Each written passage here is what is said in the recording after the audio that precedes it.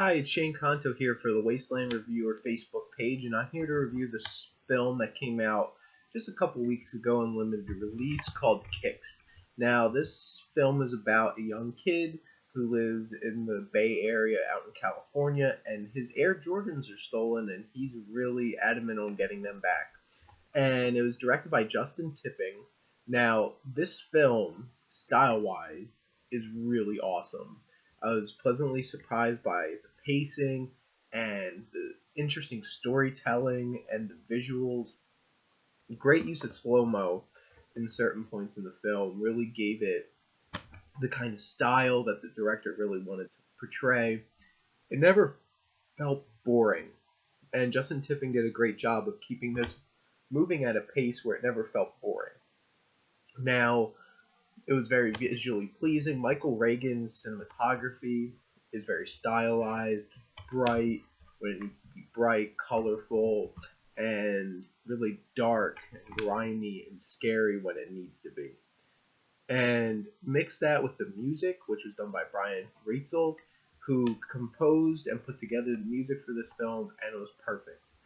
I'm not really a fan of rap music or hip-hop, but I felt like the use of that music in this film was perfect and really made me feel like I was in this neighborhood, this area that this kid is growing up in, and it feels very much part of the culture and really helped me get immersed in it. This really took me on a kind of adventure of something I'm not used to. I'm not from this kind of area, but it really felt like I was there with him, going through all of this. And it felt really tense. The tension in this film was fantastic. I felt on the edge of my seat. It took some dark turns that I wasn't fully expecting.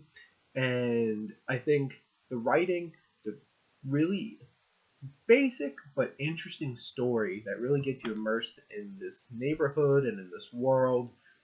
The only issue with the writing is potentially the main character. And I really didn't care much about him. I didn't feel connected with him, and legitimately, I didn't think he was very likable, which unfortunately kind of brought the whole movie down for me. But as an experience, it was a really cool film. It was really cool to watch. It got a little too dark for being sake of being dark and too brutal at points, where this escalated to a point where, wow, this is really tough to handle.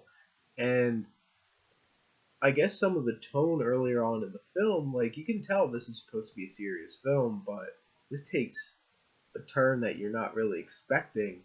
And I think it was a bit much, but not completely out of nowhere. So it was a little hard to keep invested and feel comfortable watching some of this film at some points.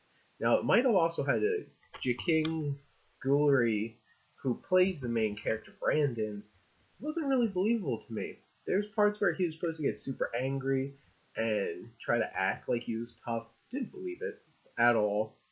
And honestly, he wasn't very believable. His two friends, though, who were with him throughout most of the film, they were fun, fantastic, made me laugh a lot. I really enjoyed them. And honestly, I probably would have just hung out with them.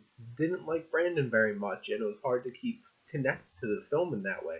One of the standout performances was from Mahershala Ali, who I've seen him in other things. I believe he was in the most recent, the later Hunger Games films and the Mockingjay films, and he was great. He played Brandon's uncle. He was super believable, and he felt so ingrained in this film, and he did a great performance. But overall, with Brandon being not a very delightful character, and some of the scenes felt, why am I here? Just filling time, which honestly, it's not the greatest thing for an hour and 24-minute film.